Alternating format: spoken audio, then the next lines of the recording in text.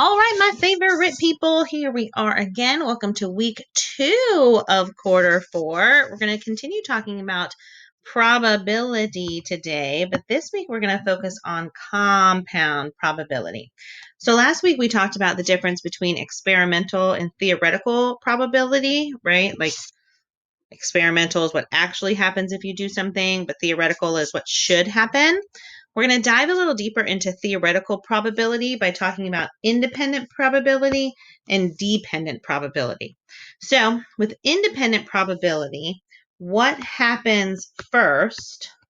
What happens first does not impact what happens second, right? So think of the word independent, right? If I'm independent, what I do does not impact anybody else, right? For all you independent ladies out there, we don't need a man type stuff. What I do doesn't impact anybody. But when I'm dependent on someone, if I depend on something, then what happens first does impact what could happen next, right? So what happens first does make that impact, right? Think about the fact that you guys are dependent on your parents, right? What they do impacts your day, right? So if there's no food, you can't eat because they haven't gone grocery shopping. So you are dependent on them. What they do impacts, your life. With independent, once you become independent adults, what you do does not really impact others, right? You're kind of on your own on those things. So this is what we call part of compound probability. With compound probability, more than one thing is happening, right? So we're talking about two events that kind of happen, and then we multiply those two type of things together. So I'll show you how to solve that here in a minute. There's a lot of key words we need to look at when looking at independent and dependent probability, right? So on this side, we have that independent probability. And over here, we have that dependent probability.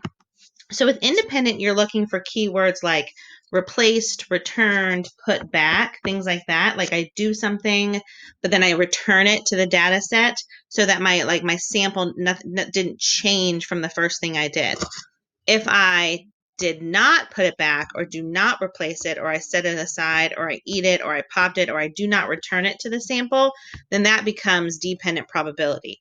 What I did first changed what could happen next. There's a couple things that are always independent. So dice, flipping coins, spinners.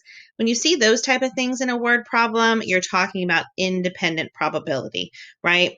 Those type of things, like if I roll a 6 on a die, then the 6 doesn't go away as a choice. It's still there for the next roll, which is kind of means that one roll is independent of the other, right? So let's actually dive in and solve some of these problems. And I'm going to split this screen with the Desmos calculator so that I can show you kind of how to do it on the calculator too. Whoopsie, just kidding. Here we go. Let's make this a little smaller so you can see it all. Okay, here we go. All right, so let's try this word problem.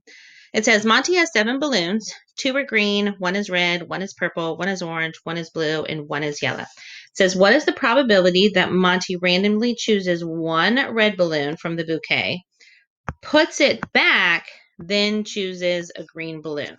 So we want to know the probability of red, then green. My handwriting is awful right now. Let me get to this. I like the rainbow one. All right, so the probability of red and green. So when you're looking at these two things, we're going to take it one at a time, right? She has these 7 balloons. I know all the colors. So let's start. What's the probability of red? Well, there's 1 red out of 7. So the probability of red is 1/7. She takes the red, she puts it back, which means there's still 7 balloons, and now she wants to choose a green. Well, there's 2 green out of 7. So the probability she chooses a green is 2/7. With compound probability, I take those two fractions and I multiply them together. So literally over here in your calculator, you're going to do 1/7 times 2/7, right? And I get that very long number, 0.0408, who cares, right? So I can make that a percent by timesing it by 100. So I have a 4.08% chance that that would happen, right? If my answers were in fractional form, then remember, if you think back of how to multiply fractions, I do top times top. So 1 times 2 is 2. And then bottom times the bottom. 7 times 7 is 49. So all of those things are equivalent to each other, right? So the probability of red putting it back, then green, is 2/49ths or 4.08%, right? What type of probability is that? Well, because Monty put it back, we're talking about independent probability. My sample size, my balloons did not change, right? So independent probability. Let's move on to sample 2. Monty still has 7 balloons. So it says Monty has 7 balloons. 2 green, 1 red, 1 purple, 1 orange, 1 blue, and 1 yellow. What is the probability that Monty randomly chooses 1 purple balloon from the bouquet, pops it, and then chooses a green balloon? And then what type of probability? So we want to know the probability of purple, then green, if she pops that first balloon. So before anything starts, she has to choose the first purple. So if I look at the sample set, right, this bouquet, 1 out of 7 are purple. She takes that purple one, she pops it, which means now it goes away. So now the probability of her choosing a green is going to be that 2 out of 6, right? Because now there's only 6 balloons. So compound probability, I multiply those two things together. If I want to keep them as fractions now, I do 1/7 times, and I would simplify this to 1/3. We all know that 2 6 is 1/3, and 1 times 1 is 1, and 7 times 3 is that 21, right? So I could make this a percent. Let's double check my work, right? 1 divided by 7 times 1 divided by 3. Is that? Let's make sure my answer is correct. 1 divided by 21. Look at that. Those match. So if I just take that answer times 100, then I get that 4.76%, right? So still a low probability that happens. But again, this is what type of probability? This is dependent probability, because what I did first changed the sample set. And so I went from 7 balloons to then that 6 balloons. So if your denominator is changing, you're talking about dependent probability, right? What I did first impact what I do second. Okay, we're going to do one more. Everybody ready? Last example. So get away from these balloons. So it says Chuck rolls a 6-sided die. Remember, one dice is a die. So Chuck rolls a 6-sided die and spins the spinner. What is the probability he rolls an even number on the die and spins a number that is a multiple of 3 on the spinner? And then what type of probability? So we want to know the probability of an even number and then a multiple of 3, right?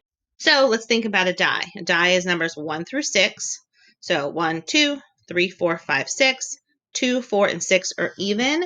So 3 out of the 6 choices, or 1/2, is even. Let's look at here to find multiples of 3. I have 3 is a multiple of 3, 3 times 1, and 6, which is 3 times 2. So 2 out of those 8 choices are multiples of 3, right? Compound probability. I multiply those two things together. I simplify the 3/6. So let's simplify 2/8. 2/8 will simplify down to 1/4. So it's just easier if I make those fractions smaller. So 1 times 1 is 1. 2 times 4 is 8. So I have a 1/8 chance of doing those things, of rolling that even and then choosing a multiple or spinning a multiple of 3. I could make that a decimal by doing 1 divided by 8. I can make that a percent by taking that answer times 100. So we have a 12.5% chance that those 2 events would happen. So what type of probability is this? Well, think about it. If I roll the dice, does that impact the spinner at all? Well, no, not at all. One thing has nothing to do with the other, which makes them independent. Remember, spinners, dice, coins are always going to be that independent probability. So those are the 3 examples I have for you. If you have any questions, just let me know. Remember, I'll be available on Zoom on Wednesday and Friday for you to bring any questions or let me know if you have any concerns. Other than that, just know that I love you.